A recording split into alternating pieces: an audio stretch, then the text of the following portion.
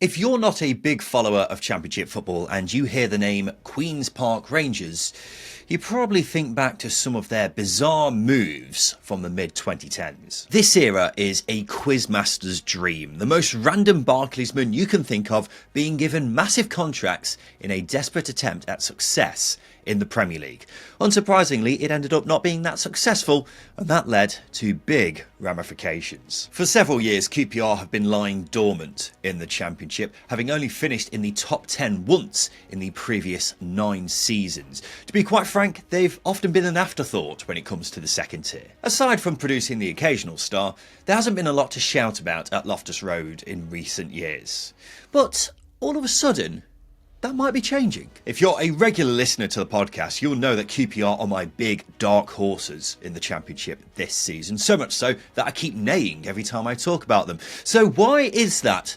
Let's find out. I'm Ryan Dilks from the second tier, and this is why you should be excited about Queen's Park Rangers. Before we get underway, please make sure you hit the like button and subscribe for more Championship related content from us at the second tier. Before we talk about why you should be excited about QPR, we need a bit of a history lesson. QPR were promoted to the Premier League in 2011. It meant they would be playing top flight football for the first time in 15 years. It was a brilliant achievement. That year also saw them get taken over by Malaysian businessman Tony Fernandes. And this is where the fun really starts, because it's fair to say Fernandes was not afraid to spend money, and he particularly loved bringing in big names.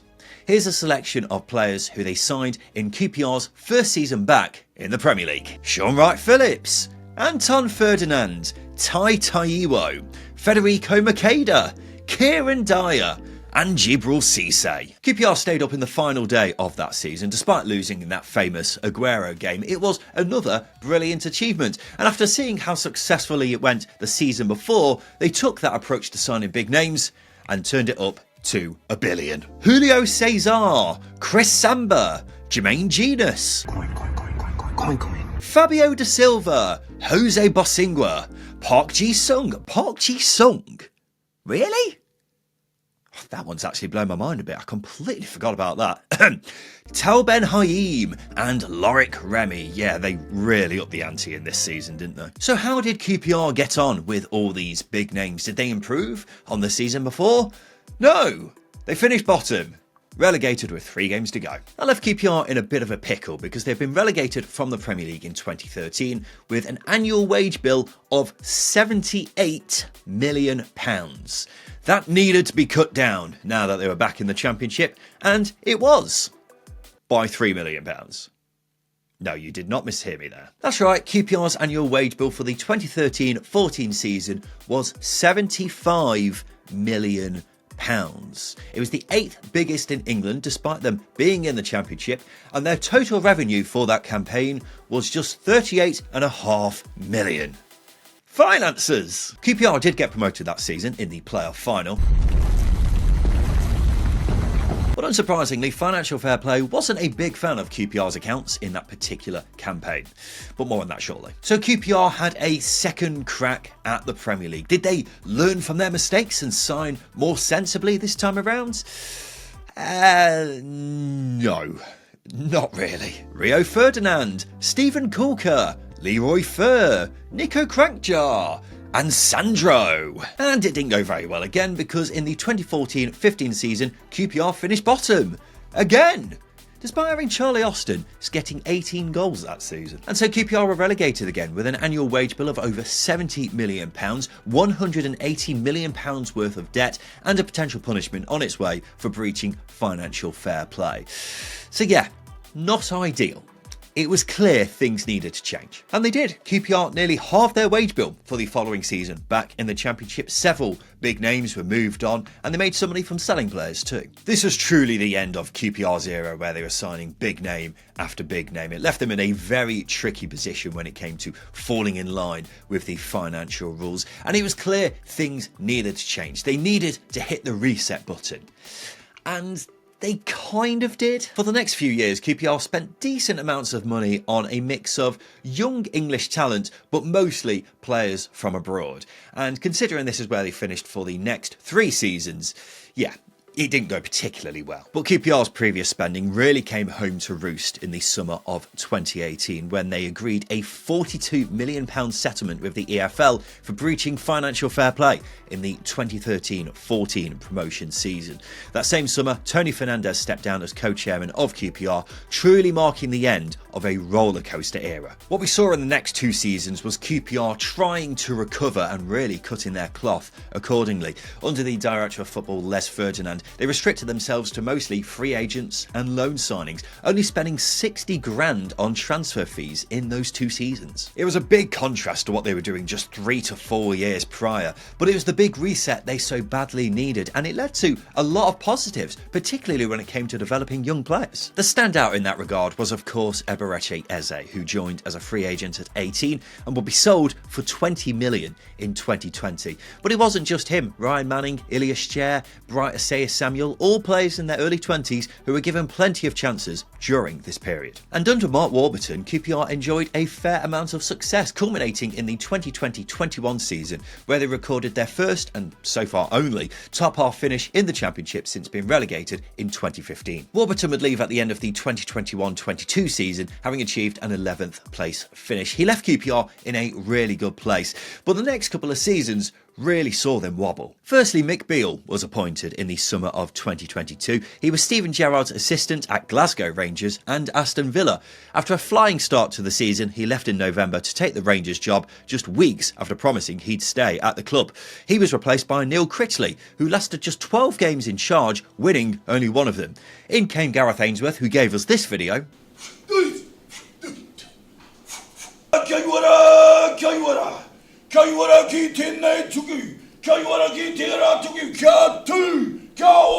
Despite QPR winning just 3 of their final 13 games of the season, they stayed up by the skin of their teeth. Ainsworth will be sacked just 14 games into the following season, with QPR second from bottom. Marty Cifuentes would replace him and eventually guide QPR to safety, despite spending half of the season in the relegation zone. So it was a bad 2 years for QPR, where money was tight, but they also lost sight of what the plan was. Loic Ferdinand, who left as director of football in the summer of 2023, admitted that the plan was to buy young players, develop them and sell them on. But they stopped doing that, mainly because the owners had decided they didn't want to sell their best players. So it was a bumpy couple of seasons for QPR. But amidst all that drama, on a fateful day in January 2024 came a major turning point for Queen's Park Rangers. And it was one which probably went under the radar for most QPR fans at the time. That came with the announcement of Christian Nori as the club's CEO. He had been very high up at the football data analytic company Retexo, who had worked with the likes of Real Madrid and Roma, but he was just 26 years old at the time of his appointment at QPR, so it may have seemed like a risky move on the face of it. However, since he's come in at Loftus Road, QPR have seen a big upturn in their fortunes. They've moved away from the bottom end of the table and finished 15th in the 2024-25 season, despite having a bottom 6 wage budget, and were one of the lower spenders in the division in terms of transfer fees. They've been a lot more data-led, putting more of a focus on young players once again, and a lot of the signings on his watch have been, in my opinion, very smart. The highlight of which has been Richard Kone signing for just £2.5 million from Wickham. He's the reigning League One Player of the Season and Young Player of the Season, having scored 21 goals last season. At 22 years old, I could definitely see them selling him on for 10 times what they paid for him, at least. But it's not just him. Kwame Poku's joined from Peterborough for just £900,000. He was the standout winger in League One last season and is still just 24. Karamoko Dembele was once one of Europe's most exciting young talents. He's got his career back on track and is still only 22. Koki Saito, a 24-year-old Japanese winger who was on loan at QPR last season. They fought off a lot of competition to get him back permanently, but you've also got the likes of Jonathan Varane, a 24-year-old midfielder who they rejected offers from La Liga for in the summer, one of the standout ball winners in the division. Amadou Mbenge, a 23-year-old defender who stood out at Reading last season. He's joined on a free. Liam Morrison, a 22-year-old defender who was at Bayern Munich, and Harvey Vale, a 22-year-old midfielder who they got on a free from Chelsea. With so many young players brought in, it unsurprisingly means QPR have one of the youngest squads in the division, but the blueprint is now clear. Get in players with potential and develop them. It's a far cry from the days of getting in the likes of Rio Ferdinand on big money when his knees were basically made of biscuits by that point. You add those players they've signed to the ones they've already got, the likes of Ilias Chair and Jimmy Dunn amongst two of the best in their positions in the Championship.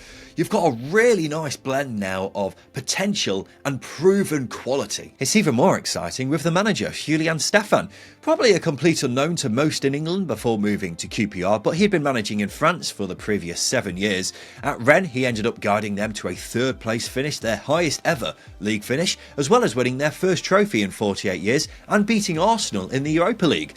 At Strasbourg, he got them to finish 6th, their highest league finish in over 40 years, despite 14 teams spending more than them that season. He's also got a brilliant record of developing young players, such as Eduardo Camavinga, Jeremy Doku and Ismaila Sarr. So to answer the overarching question in this video, why you should be excited about QPR, because they've put together a thrilling young squad with a manager who has a proven track record of overachieving and developing young players, as well as a CEO who has a clear blueprint and is top-notch at spotting young talent. What isn't there to be excited about? If they keep signing players like they have with relatively limited funds compared to other Championship clubs, it's exciting to think what they could do with even more funds when they sell those players on, or perhaps even with Premier League money. QPR are a club who have been nursing a considerable hangover for several years now, and at certain points they've definitely struggled with it, but now they've got past it. They've fully pressed the reset button, and as long as they stick to that blueprint that they currently have, there's a lot to be excited about with them. So there you have it. This has been why you should be excited about Queen's Park Rangers. What do you think? Do you agree with me? Let me know in the comments section below. If you've enjoyed the video, make sure you like and subscribe for more content like this. And if you're a big fan of what we do here at the Second Tier, make sure you join our new YouTube membership community. For just £4.99 a month, you get access to the Second Tier Discord, where you can chat to us and other Championship fans, as well as a bonus video every single week here on the Second Tier YouTube channel. All you have to do is hit the join icon right next to the subscribe button. I've been Dilks from the Second Tier, and a big thank you for watching.